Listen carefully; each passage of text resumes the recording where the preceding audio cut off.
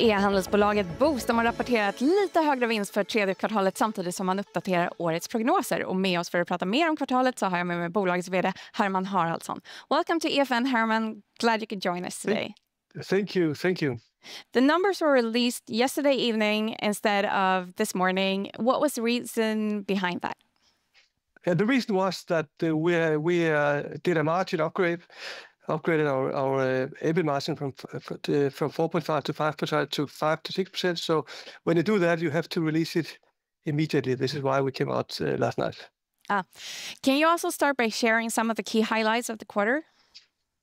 Yeah, I think the most important thing is that we are back to growth. Even though it's a modest growth, we are back to growth, which is positive, we believe. Our profitability is strong. I think we demonstrated that we are in very good control of the costs. So an increased EBIT margin compared to last year, which is also why we upgraded our margins expectations. We generated a lot of cash, almost 300 million in cash compared to a negative free cash flow last year. So kind of all in all, except from the growth, which I believe was on the low side, it's been quite a decent quarter. Yeah, and as you say, you're not happy with the growth numbers, yet you're increasing guidance. So if you could put some color on that, please. Yeah, I know we are actually kind of narrowing the growth guidance down from 0.6% to 0 to 3%. So that's kind of the midpoint is lowered from 3 to 1.5%. So that's a negative, but the positive thing is that we're increasing the margin guidance. So I think that is just a demonstration that we are in a very good control. So even though it's been a difficult year growth-wise, profitability is on par with last year, and which we think is quite positive also because we regard this as kind of a transition year. We are clearing inventory. We are moving our headquarters to Copenhagen. So all in all, if things go as we expect, it will be a decent year. Yeah, and the net revenue, so we're up by 3%, but it seems to be up due to currency tailwind. Maybe you could elaborate on that one, please. Yeah, we have the nominal growth is only 1%. So in constant currency, it's 3%. So the Swedish krona, we are reporting in Swedish krona, but only around 30% of our revenue is in Swedish krona. So when the Swedish krona appreciates, we suffer, and we've done that. So we have actually a headwind on the currency. So in constant currency, it's a 3% growth, which is okay, but not great if you ask, because our mentality is that we are a growth company, and we want to continue to grow. And at the same time, the gross margins are down whilst the operating margin is up. What is the main reason behind that? The gross margin is down because we have been clearing inventory. We had too much inventory going into 25. Also, we expected higher growth in 25, so we bought in for more growth.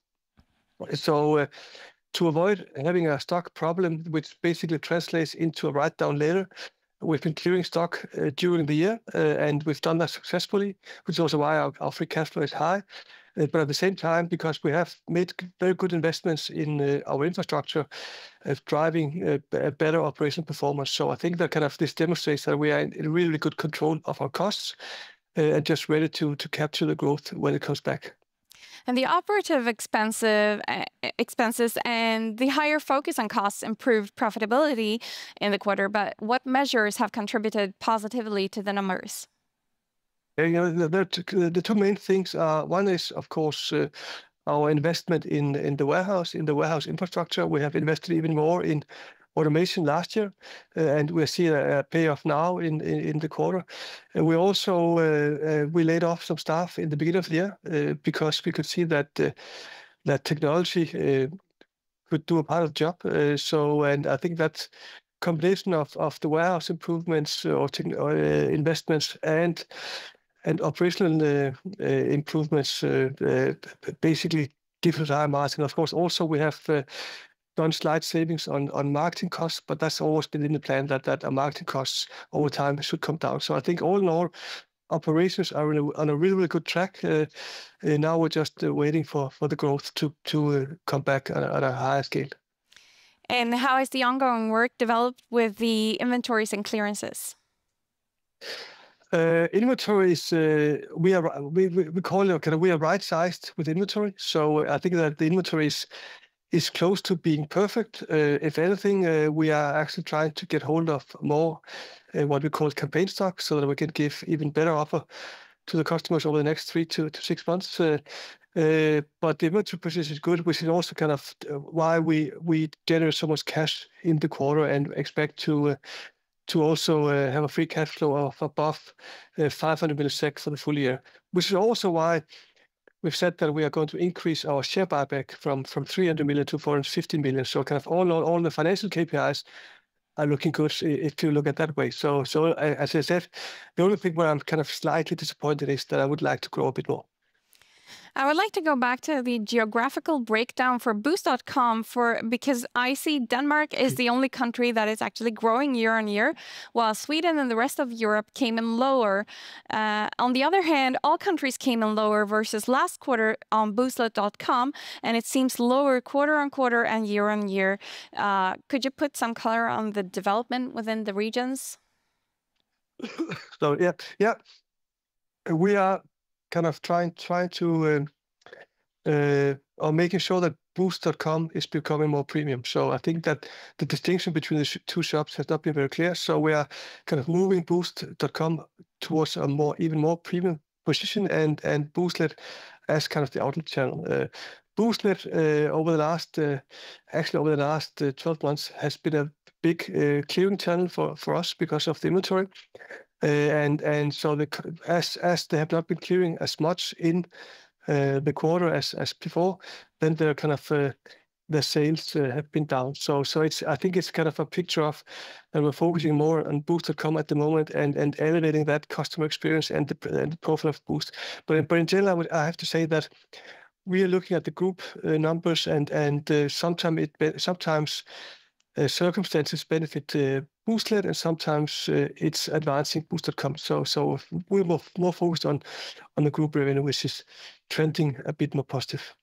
And at the same time, I've noticed that your assortment still includes toys and now also PlayStation products, which are known for being low-margin products, and some might be concerned about the potential impact on your overall profitability.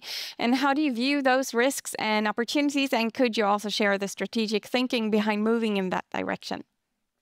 Yeah, but our kids category is really good, and it's growing, and we are probably becoming one of the biggest kids stores in the region. PlayStation is very good, and we've seen quite a very, very good development in sales of PlayStation since we launched it. Marginally, yes, it's on the low end, but the good thing about us is our shop is that people tend to put more than one item into the basket. So as long as they put some other items in the basket, and again the price per point of PlayStation is high. So all in all, it's actually good business for us. So it fits into our strategy of becoming the biggest kids category in the Nordics, and PlayStation fits very well into that, just like Lego does as well. Yeah, but it might still hurt margins since it's a very low margin business. I'm just not clear on where you are with that move. But no, it will only do with margin. Again, the overall the absolute profitability on the basket would be good. So I'm not concerned about that. And now you are in a stronger cash position, and you also increased your current buyback program, as you mentioned. And is that where you should put your focus, since you work hard, or on your cost control and you're running a tight ship? So we have always been focusing on running a tight ship. Now we are running really tight ship. So now we can focus on capturing the growth when the growth comes back. Perfect. Thank you, Hermann, and have a nice day. Thank you. You too. Thank you. Thank you.